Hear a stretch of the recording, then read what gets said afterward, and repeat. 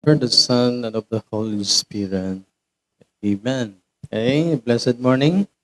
At panalangin ng pagpapala, kaayusan, at panalangin ng kapayapaan, okay, panalangin ng kalakasan.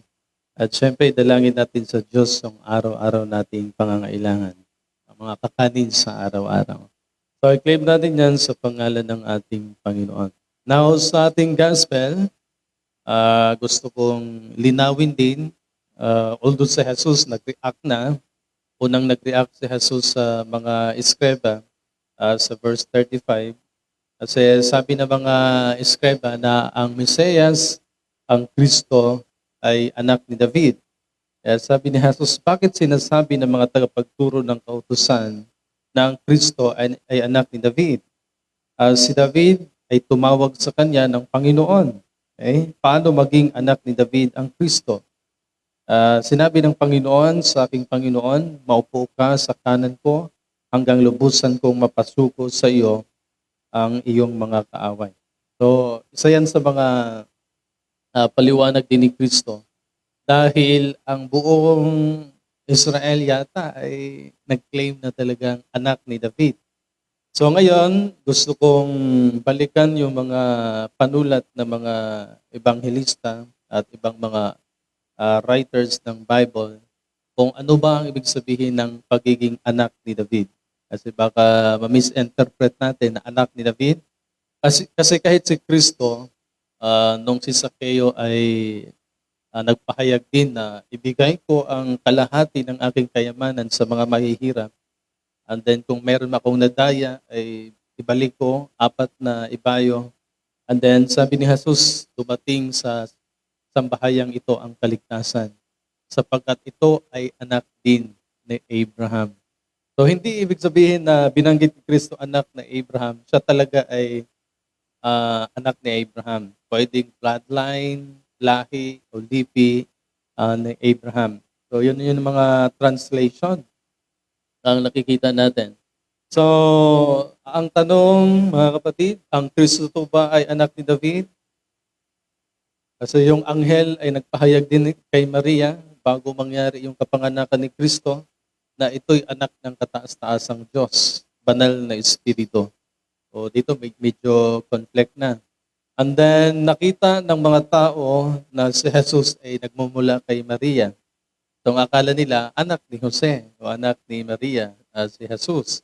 So, masyadong complicated na yon. Pero kung tingnan natin yung mga translation, yung mga pinagmulan, yung kasaysayan ng Mesiyas, matrace up natin nung si Jesus ay inihayag ng anghel, si Jesus ay bininyagan, yung nag-transfigure si Jesus sa bundok kasi may tinig mula sa langit. And then sabi ni Kristo, ang Espiritong Banal ang nagpatutuo tungkol sa Kanya, sa pagiging anak ng Diyos. Ayun ay sinabi ni Pablo sa Romans 1:3. Okay? Ang tungkol sa ating Panginoong Hesukristo, siyang ipinanganak mula sa lahi ni David. Yung term ni Pablo ay lahi ni David. So balit tungkol sa Kanyang pagka-Diyos, okay? Sino bang nagpatunay, pinatunayan ng banal na Espiritu na siya'y anak ng Diyos sa pamamagitan ng isang makapangyarihang gawa. Anong pangyayari yon? Nung siya'y muling nabuhay. So doon nagkaroon ng affirmation na si Jesus ay mula sa Diyos, anak ng kataas-taasang Diyos, nung siya'y muling nabuhay. Kasi siya pa lang in history, sa mga propeta, sa mga makapangyarihan, siya lang ang nabuhay muli. Okay? So kakaiba yung kasaysayan na yon. So sa ibang panulat, okay, merong mga biblical verse na si Jesus ay tinawag din na anak ni David. Okay, sa Matthew 12:23, ano bang sabi doon? Namangha ang lahat kay Jesus at sinabi nila, ito na kaya ang anak ni David? Yun ang tanong nila. Yun ang reaksyon ng mga tao. Kasi sa Old Testament, meron silang propesya na merong makapangyarihang Kristo, Mesiyas, at maghahari magpakailanman. Anak ni David. Yun pinaka-term. Sa Matthew 15:22, ano ba ang sabi ng isang Canaanite? Isang Canaanea na nakatira doon ay lumapit kay Jesus at sumisigaw, Panginoon, anak ni David, maawa po kayo sa akin. Yan. Anak ni David pa rin ang binanggit. Ang anak ay ang anak kong babae ay sinasapian ng demonyo at labis na pinapahirapan ito. So, anak ni David pa rin ang binanggit ni Matthew.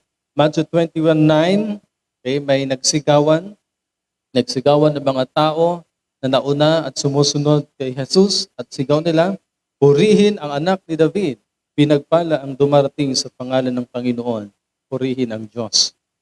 Kung ito'y during time na nung pumasok si Jesus sa Jerusalem, naglatag sila ng mga palm o damit at ang sigaw nila, purihin ang anak ni David. Kasi gusto na nilang gawing hari si Kristo doon sa Jerusalem. Pero nga, iba yung nangyayari. So sa panulat ni San Juan Evangelista, may mga diskusyon ang tao dito, medyo may mga taong nagsabi, baka yung Kristo ay, sabi nga na, wala namang nagmumula sa Galilea. So, pinag-usapan nila yung kasaysayan kung saan ba nagmula ang Kristo. Okay, so John 7:41-42, ito yung discussion ng mga tao na dumating, sabi nila, dumating na ang Mesiyas, ang Kristo. Kasi nakita nila si Jesus na kayang magpagaling kahit mga bulag, kayang pahintuin yung alon, kahit yung mga masamang espiritu, kaya ni Jesus na utusan. Kaya sabi nila, dumating na ang Mesiyas, ang Kristo. Kaya lang si Jesus ay mula sa Galilee. Kaya ang sabi ng mga tao, maaari bang magmula sa Galilea ang Kristo? Then sabi niya, di ba hindi? Yan ang sabi ng mga tao.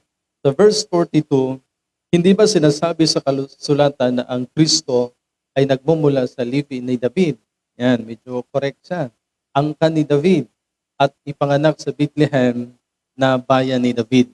Medyo tama yung binanggit ni San Juan. Kaya lang ang nagkaroon ng komplikado sa kanilang pag-iisip dahil si Jesus ay dumaan kay Jose. Pero lahi ni David at Maria. So tama naman.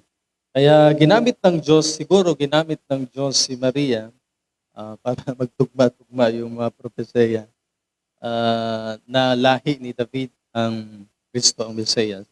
Pero bago sinabi na ng anghel kay Maria, ito'y anak ng kataas-taasang Diyos. At sa Luke, basahin niyo po yan. Luke 1 or 2, basahin niyo po yan na binanggit ng anghel na si Gabriel na ito'y anak ng kataas-taasan Diyos, banal na Espiritu.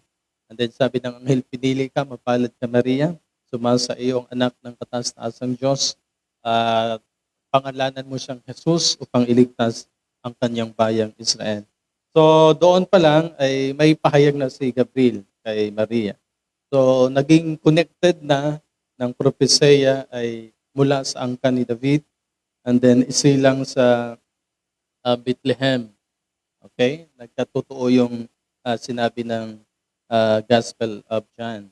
Sa verse 43, nagkaroon ng pagkabahagi ang mga tao dahil kay Jesus. May naniniwala, may hindi naniniwala. Kasi may mga tao nga nagsakit si Nathanael. Mayroon bang magandang propesya na nagmumula sa Nazareth? Kasi ang akala nila dito talaga sa Jerusalem ang pinagmulan ng Diyos. So dapat dito rin lilitaw yung hinihintay nilang Mesiyas o ang Kristo. Kaya sa Matthew 1:1, inihayag ni San Mateo ang talaan ng mga ninuno ni Jesus at binanggit doon mula sa angkan ni David na mula naman sa lahi ni Abraham. So, yun ang kanilang the way sila mag-interpret anak ni David para hindi mawala yung mga ninuno nila. Siguro yun ang ginagamit nilang interpretasyon. Okay, ano pa ang tingnan natin? Sa muling pagkabuhay ni Kristo ay napakahalaga yon.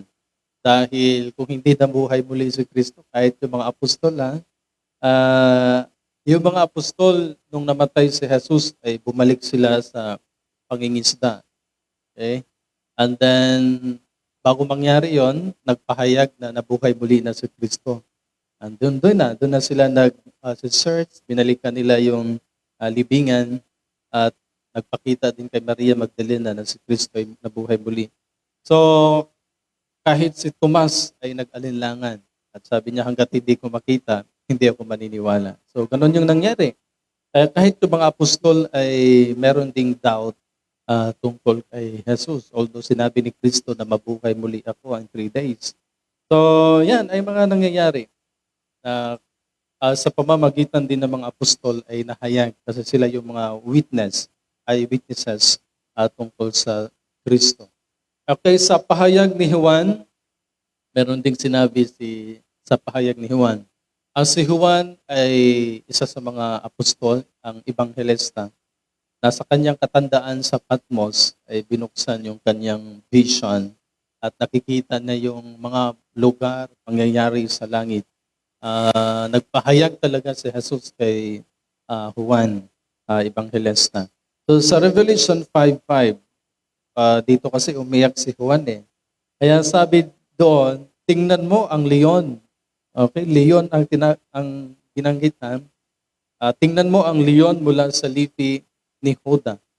Sino ba yung si Juda? Si Juda ay anak ni Jacob. Okay? Ang anak ni David, okay? Binanggit pa rin dito, ang anak ni David ay nagtatagumpay. Sino ba yung nagtatagumpay? Si Kristo. At may karapatang mag-aalis sa 7 selyo at pagbukas sa kasulatang nakabalumbon. So, yun ang binanggit ni Juan Evangelista sa Revelation 5:5. So, maraming nagpahayag na si Jesus ang anak ng Diyos. Kung ang pagtingin natin ay kung anong nakikita lang natin, gaya ng mga Pariseo, Saduceo, si Jesus ay mula kay Maria, anak ni Maria, kung doon lang yung reference natin, ay talagang maging komplikado tayo na ano bang pinagbulan ng Mesiyas o ang Kristo. So, sa ministry ni Jesus, maraming time na nagpahayag ang Ama. Nagsalita ang Ama. Okay? At mga witnesses nila, yung mga apostol. Okay? So, ano pa ba ang mga nasasabi sa kasulatan tungkol sa ating Mesiyas o ang Kristo? Sa Luke 19, binanggit ni Jesus na si Zaccheo ay anak din ni Abraham o lahi o angkan ni Abraham. So may mga references tayo ng pagiging anak ni David ay ang translation natin ay lahi o angkan ni David. Kasi ganun ang paggamit nila noon.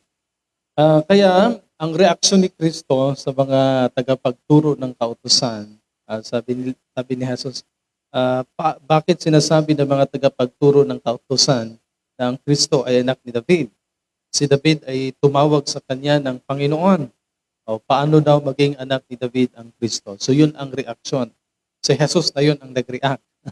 Kasi alam ni Jesus kung anong pinagmulan niya, saan siya nanggaling, at kung ano ang kalooban ng Ama.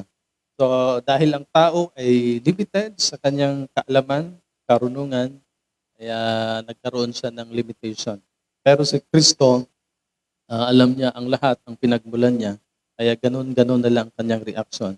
So mismo si Jesus ang nag-testify na hindi anak ni David ang Kristo, kundi anak ng kataas-taasang Diyos. Tumaan man si Jesus sa pagiging tao, nagkatawang tao man siya, pero hindi ibig sabihin na siya'y tao. Dahil meron siyang pinagmulan, siya'y anak ng Diyos, banal na Espiritu. Okay? So malinaw na ba sa atin? Sa Mark 8:27-30, okay? Si Jesus na ang nagtanong sa mga apostol. And then sabi niya, ano ang sinasabi ng mga tao tungkol sa akin? Okay, basahin niyo po ang Mark 8:27-30. Sumagot ng mga apostol, ang sabi ng ilan, ikaw daw si Juan Bautista. Kasi si Juan Bautista, makapangyarihan din yon. Okay? And then ang sabi ng mga iba, ikaw daw si Elias. O yun ang interpretasyon ng mga tao. And then may ilan naman nagsabi na ikaw ay isa sa mga propeta. So, hindi satisfied si Kristo. And sabi ni Jesus, Ngunit kayo naman, ano ang pagtingin ninyo sa akin tungkol sa akin? Anong sinasabi ninyo tungkol sa akin? So ang sagot ni Pedro, kayo po ang Kristo. So talagang 100%. Minsan pa nga sinabi ni Pedro na saan pa ba kami pupunta, Panginoon? Na ikaw na o nasa iyo na ang salitang nagbibigay buhay na walang hanggan. So ang sagot ni Jesus sa mga apostol ay huwag ninyong sasabihin kanino man kung sino ako. So yun ang problem. Dahil ay si Maria, alam ni Maria na anak yun ng kataas-taas ng Diyos. Pero hindi binabanggit niyan kanino man. May mga step brothers and sisters si Jesus mula anak talaga ni Jose. Pero kahit sila hindi naniniwala. Kasi naging confidential pa yan. Kahit lumaki na yung mga kapatid ni Kristo, naging sekreto yan. Kasi sabi ni Jesus, hindi pa oras, hindi pa tamang panahon. Kaya yun ang naging problema nung si Jesus ay nangangaral. Confidential pa ang kanyang kaanyuhan, kung sino siya, ano siya, at anong pinaka-purpose niya. Pero nung nangyari na yung kanyang paghahandog, kasi ang pinaka-climax ng kanyang pagpaparito sa mundong ito ay yung paghahandog, yung kamatayan sa krus. Kung sa Old Testament, ang dugo ang maglilinis ng kasalanan, dugo ng mga hayop ang naglilinis ng mga kasalanan ng tao. Sa New Testament ay dugo ng anak ng Diyos, kaya tinawag siyang kordero ng Diyos na nag-aalis ng kasalanan ng sanlibutan. So hanggat hindi nangyayari yung sakripisyo, naging confidential ang katotohanan tungkol sa kanya. So nagkaroon lang ng research, pagbalik tanaw, nung siya'y nung siya'y muling nabuhay, nung siya'y umakyat sa langit, at yung panahon natin ngayon. Kaya hanggang ngayon, tayo ay nag-search, nagsasaliksik pa rin. Kasi hanggang ngayon, may mga tao pa rin nag-alinlangan tungkol sa kanyang kaanyuhan, pinagmulan bilang anak ng Diyos, Mesiyas o tagapagligtas. Okay? So sana malinaw na sa atin dahil sabi ni Pablo, ang banal na espiritu ang nagpatutuo. Patuloy na nagpatutuo tungkol sa kanya. So talagang ang Diyos ay patuloy na nagpahayag sa mga taong naghahanap ng katotohanan. Naway ang katotohanan ang magpapalaya sa atin. Amen? In the name of the Father, the Son, and of the